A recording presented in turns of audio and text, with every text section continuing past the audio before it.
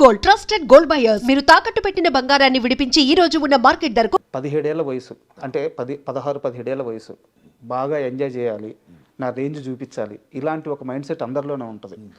నానమ్మ ఒక మాట అడిగిందని చెప్పేసి వెళ్ళి శబ్దాలయాలో ఆ కింద ఫ్లోర్లో పనుకొని అక్కడే తింటా, అక్కడే నిద్రపోతా, అక్కడే పనిచేసేటప్పుడు మీకు ఈ బ్యాక్గ్రౌండ్ ఏం గుర్తురాలేదా? నాకు ఒక సామ్రాజ్యం ఉంది, వేల కోట్ల రూపాయల ఆస్తి ఉంది, నేను తలుచుకుంటే ఏమైనా చేయగలను, ఇన్నిటిని వదిలేసి ఆ ఏజ్లో అంత మెచ్యూర్గా ఆలోచించే అంత ఆ శక్తి ఎలా వచ్చింది?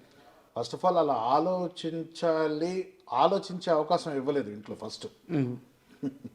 ఎప్పుడు ఎవరు, నాన్నగారా నాన్నమ్మగారా? నాన్నమ్మ గారు దగ్గర నుంచి వస్తుంది, అందరం ఆవిడ ఫుడ్ స్టెప్స్తోనే ఫాలో అయ్యాం కాబట్టి.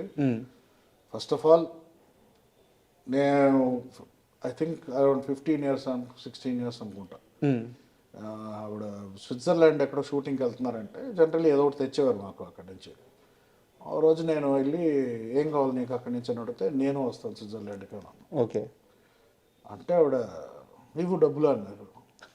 లేవన్నా. మరి ఎలా వెళ్తావు అన్నా. నీ డబ్బులతో నువ్వు వెళ్ళన్నారు. నేను నీకు తెచ్చేదే ఎక్కువ, నువ్వు ట్రావెల్ అవ్వాలంటే ఒక ఖర్చు అది ఎంత అవుద్ది, ఆ కష్టం తెలిస్తే నువ్వు ఎంజాయ్ చేస్తావు ట్రిప్ని. ఊరికైనా వెళ్ళిపోతే నువ్వు అసలు ఆ కష్టం తెలియదు, ఎప్పుడు నేర్చుకుంటావు రెస్పాన్సిబిలిటీని అప్పటి నుంచి స్టార్ట్ చేశాను ఫస్ట్. ఆవిడ చాలా డిసప్పాయింట్ అయిపోయాను. 2-3 days అలా ఎలా అడిగాడు,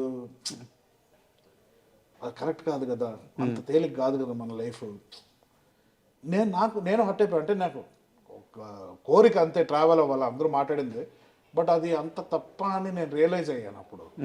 దాని తర్వాత ఇంకెప్పుడు అన్ని గుండెలు రాలేదు నాకు ఇంకోసారి ఏదైనా అడగాలి.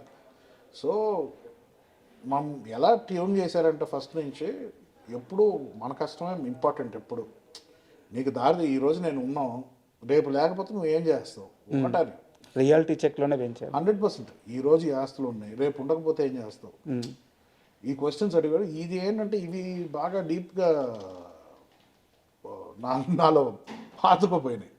సో ఆ పరంగా ఆలోచించేవాడిని కానీ.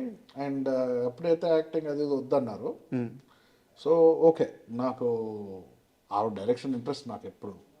సో ఎడిటింగ్ ఫస్ట్ యానిమేషన్ ఏదో ఒకటి చేయాలి, దాంతో ఎడిటర్గా వెళ్ళా. ఇదన్నీ ప్లాన్ చేసుకోలేదు, బట్ ఏదో ఒకటి చేయాలని ఒక ఇంట్రెస్ట్తో ముందరికి వెళ్ళా. మీరు ఎడిటర్గా ఫస్ట్ కృష్ణవంశీ గారి సినిమా వర్క్ చేశారు. అవును. 2 days బ్యాక్ నేను సి రామప్రసాద్ గారికి సినిమాటోగ్రఫీ ఆయన ఇంటర్వ్యూ చేశాను. రైట్. కృష్ణవంశీ పని విషయానికి వస్తే రాక్షసుడు, మనిషి కాదు, భోజనం కూడా తినేవాడు, పని చేస్తా చచ్చిపోరా ఎవరు అడుగుతారు, ఇలా మాట్లాడే మనిషి అని చెప్పారు అనమాట. మీరు కృష్ణవంశీ గారితో వర్క్ చేసేటప్పుడు మీకు ఎలాంటి ఎక్స్పీరియన్స్ ఎదురైంది? నాకు అంటే అది it was one of the best experience నాకు. ఎందుకంటే నేను ఐ వాజ్ వెరీ యంగ్. నేను వచ్చినప్పుడు 18 years సంథింగ్ అప్పుడే పరిచయం అయ్యాను. సో మనకి ఇండస్ట్రీలో వర్క్ ఎలా ఉంటుంది అంటే ఫస్ట్ హ్యాండ్ ఎడిటర్గా ఎలా ఉంటుందో మనకి ఇవన్నీ తెలియదు. సో ఆయన స్టార్ట్ అవడమే ఆయన వర్క్ ప్యాటర్న్కి అలవాటు అయిపోయాను నేను. ఓకే, ఇంతే ఇలా చేయాల్సి వస్తుంది, ఏదైనా హార్డ్ వర్క్ లేకపోతే పైకి రారని ఒక మైండ్లో ఉంటుంది. ఆయన వర్క్ ఇప్పుడు చెప్పాలంటే ఇప్పుడు అర్థం అవుతుంది, ఎందుకంటే మిగతా డైరెక్టర్స్తో కూడా పనిచేశాను కదా. కరెక్ట్. సో ఆయన డీటెయిలింగ్ ఎక్కువ ఉంటుందండి. అండ్ ఆయన ఏదో అనుకొని తీస్తారు. ఆయన ఇంప్రొవైజేషన్లు చాలా ఉంటాయి. మళ్ళీ చిన్న ఎగ్జాంపుల్ ఏదన్నా సీన్ గురించి మీ ఇద్దరి మధ్య డిస్కషన్ చెప్తారా? నాకు అంటే ఆయనకి నాకు టెక్నికల్గానే ఎక్కువ డిస్కషన్ ఉండేదండి. నాకు మెయిన్ అంటే నాకు most important very crucial message ఆయన చెప్పింది ఏంటంటే, ఎడిటర్గా నేను ఫస్ట్ ఇప్పుడు ఆ టైంలో యాంథనీ వీళ్ళందరూ ఇప్పుడు టాప్ ఎడిటర్స్. అవును, ఘర్షణ అవన్నీ చేశారు. సో నేను యాజ్ అ కిడ్ నాకేంటి ఆ స్టైల్లో చేయాలి, కూల్గా ఉండాలి, ఎడిటర్ ఎంటీవీ స్టైల్లో ఉండాలి, ఆయనకు నచ్చేది అది. బట్ ఏంటంటారంటే ఎమోషన్ రావట్లేదు అంటారు. నాకు అర్థమయ్యేది కాదు. ఇప్పుడు చేజ్లో ఎమోషన్ ఏముంది, చేసే కదా అన్నమాట. లేదు కాదు, ఆడియన్స్ ఫీల్ అవ్వాలి కదా చేజ్ అంటే, ఆ స్పీడ్ బట్టి కట్స్ పట్టే కదా ఉంటుంది. అది నాకు అర్థమయ్యేది కదా ఏం చెప్పేవారు. బట్ నాకు రాఖీ టైంలో కొంచెం అర్థమైంది. ఆయన కరెక్ట్గా అంటే ఆయన హడావుడిలో ఆయనకు అర్థమైనట్టుగా ఆయన చెప్పేవారు, నాకు అర్థమయ్యేది కాదు. ఒక ఎక్స్పీరియన్స్ వచ్చింది, నాకు కోపం వచ్చేసేది. బట్ ఎక్కడ చెప్పుకుంటాం, ఫ్రెండ్కి చెప్పుకున్నాను. ఎమోషన్ అంటారు ఏంటి, చేజ్లో ఎమోషన్ ఏముంటుంది, నాకు అర్థం అవ్వట్లేదు అంటే. ఓ పక్కన నాకు అర్థమవుతాయేమో, లేకపోతే ఆయనకు అర్థమవుతుంది నేను అనుకోవడానికి సీన్ లేదు, ఎందుకంటే ఆయన కృష్ణవంశీ. అంటే నాకు అంత సీన్ లేదేమో, ఈ సినిమా తర్వాత ఆయన నన్ను వెళ్ళిపోమంటారని ఫ్రస్ట్రేషన్ ఉండేది.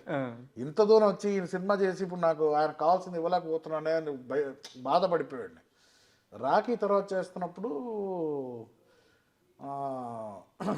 అప్పుడు కూడా ఇదే, ఏదైనా ఉంటే ఇది తీసేసి, ఇది ఎక్కువ, ఇంకా కావాలి, ఇంకా కావాలి, ఇంకా కావాలి, ఇంకా కావాలంటే అయ్యో ఎంతసేపు అండి సినిమా చూస్తారు, బోర్ కొట్టదా ఇదని అంటే కాదు అనేవారు.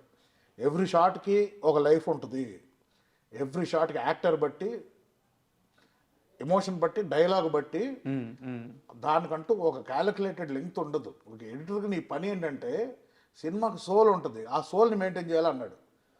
నాకు కొంచెం అర్థమైంది అప్పటికి. అండ్ ఆయన ఇట్లాగ మ్యాన్ ఆన్ ఫైర్ అని రెఫరెన్స్ ఇచ్చేవారు. నేను ఇప్పటికీ ఆ man on fire Tony Scott ఎలా క్రియేట్ చేసాడు ఎఫెక్ట్, దాంట్లో పడిపోయి అది క్రియేట్ చేశాను. కానీ చేశాను కదా, ఇదే కదా కావాలి మీకంటే ఆయన ఇది రావట్లేదు, ఇది తీసే అన్నారు. నైట్ అంతా చేశానండి ఇది అంటే, లేదు ఇది రావట్లే, మనకి ఎమోషన్ రావట్లేదు. నాకు ఫ్రస్ట్రేషన్ వచ్చేసింది. అమ్మా 2 నైట్స్ నిద్ర లేకుండా ఈ క్రియేట్ చేస్తే టప్పని తీసేయమన్నారు. ఆయన ఆలోచిస్తారా, ఒకటే క్వశ్చన్ అడిగారు, నువ్వు మ్యాన్ ఆన్ ఫైర్ చూసావా అని అడిగారు. చూశానండి. నువ్వు ఎమోషనల్ అయ్యావా అక్కడ? చావునండి అయ్యాను. ఎందుకు అని అంటే, ఎందుకంటే దాంట్లో పలానా సస్టెనెన్స్ ఉంది షార్ట్కి, నువ్వు ఓన్లీ స్టైల్ అడాప్ట్ చేస్తున్నావు కానీ నువ్వు ఎమోషన్ వైపు ఆ డైరెక్టర్ కన్వే చేసిన ఎమోషన్ నువ్వు పట్టుకోలేకపోతున్నావు అన్నారు. అప్పుడు నేను ఏం చేశానంటే మొత్తం మ్యాన్ ఆన్ ఫైర్ సినిమాని DVD రిప్ చేసి ఎడిట్స్ చేసుకొని ఎన్ని ఫ్రేమ్స్ ఉంది షార్ట్ అని చూడడం స్టార్ట్ చేసి ప్రాక్టికల్ గా చూస్తే షార్ట్స్ చాలా పెద్ద షార్ట్స్ ఉన్నాయి దాంట్లో, మధ్యలో effects realise okay okay okay okay మనం తప్పు చేస్తున్నాం అని మెకానికల్ గానే వెళ్తుంటే నేను సరే ఇంత కొంచెం ఇద్దాం, ఇంకొంచెం పెంచుదాం, ఈయనకి నచ్చుతుంది కాబట్టి. ఈ ట్రావెల్ అయింది చరాకి. దాంతో చందమామకి అప్పుడు కొంచెం బుర్ర పనిచేయడం స్టార్ట్ చేసింది. సరే ఈయన ఏం కావాలనుకోండి, ఎందుకంటే అది కొంచెం చందమామ అనేది ఎక్కువ స్టైల్ అంత లేదు, వెరీ రూట్ లెవెల్ మంచి ఫ్యామిలీ లవ్ ఎమోషన్స్ దీంట్లో వెళ్ళే సినిమా కాబట్టి. అప్పుడు ఒక మాట అన్నారు, నువ్వు ఎడిటర్గా ఒక ఆడియన్స్ నువ్వు సినిమా చూస్తున్నప్పుడు నువ్వు ఒక చోట్ల నవ్వుకుంటావు, లేకపోతే ఒక చోట్ల ఆలోచిస్తావు, ఒక చోట్ల ఒకళ్ళు మాట్లాడితే యూ స్టార్ట్ థింకింగ్. నువ్వు ఎక్స్పీరియన్స్ చేయాలి అది, ఆ యాక్టర్స్ ఏం చేస్తున్నారు అంత లెంగ్త్, దానికి ఒక లైఫ్ లెంగ్త్ ఉంటుంది, అది నువ్వు చూడాలి, ఆ ఎమోషన్ పట్టుకోవాలి. అదే ఆ ఎమోషన్. ఓకే నాకు అప్పుడు అర్థమైంది, ఓకే ఓకే ఓకే దీన్ని మనం ఎడిటర్ లాగా చూడకూడదు, దీన్ని ఆడియన్స్ లా చూద్దాం సినిమాని. అప్పుడు చందమామకు స్టార్ట్, ఒక సీన్ నాకు ఇవ్వండి మనం చేస్తానని చెప్పి ఒక సీన్ నేను చేశాను.